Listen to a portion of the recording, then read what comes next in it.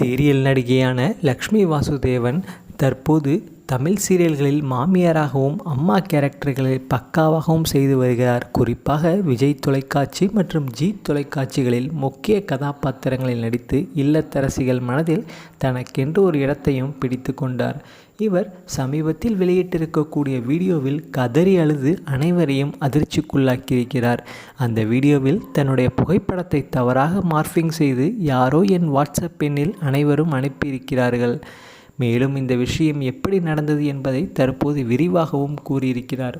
ஒரு வாரத்துக்கு முன்பாக இவருக்கு மெசேஜ் ஒன்று வந்துள்ளது. அந்த மெசேஜில் 5 லட்சம் ரூபாய் பணத்தை நீங்கள் வென்றிருக்கிறீர்கள் என்ற செய்தி இருந்துள்ளது. நானும் அதீத ஆசை காரணத்தினால் அந்த லிங்கை ஓப்பன் செய்தவுடன் ஒரு ஆப் தானாகவே டவுன்லோட் ஆனது. இதனை அடுத்து என் மொபைலும் ஹேக் செய்யப்பட்டது. என்னுடன் 3 நாட்கள் கழித்து தான் எனக்கு இந்த விஷயமே புரிந்தது. என்னுடைய மொபைல் ஹேக் ஆனது. இதனை அடுத்து 5000 ரூபாய்க்கு லோன் வாங்கி உள்ளதாகவும் எனக்கு குறுஞ்செய்தி வந்தது.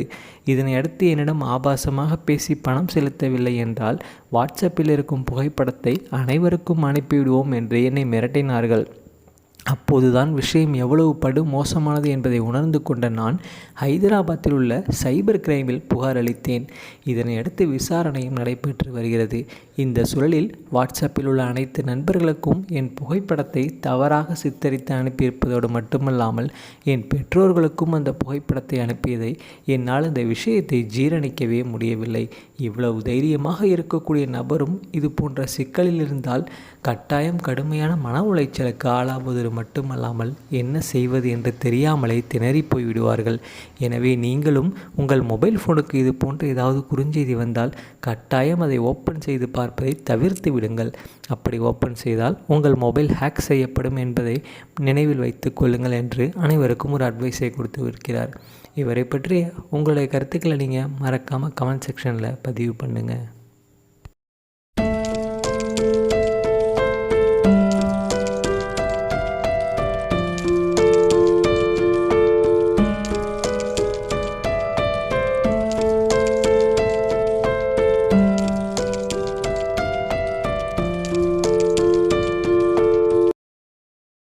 மேலும் வீடியோக்களுக்கு நமது தமிழ் சேனலை சப்ஸ்கிரைப் பண்ணுங்கள். பக்கத்தில் இருக்கிற பெல் பட்டனை ப்ரெஸ் பண்ணுங்கள்.